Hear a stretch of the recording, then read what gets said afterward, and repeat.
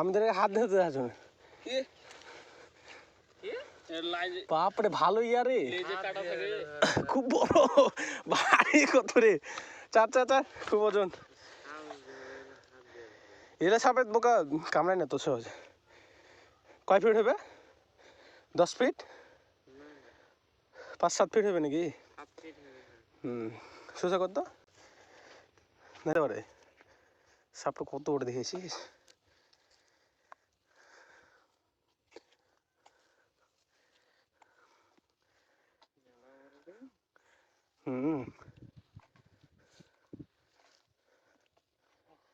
বাপরে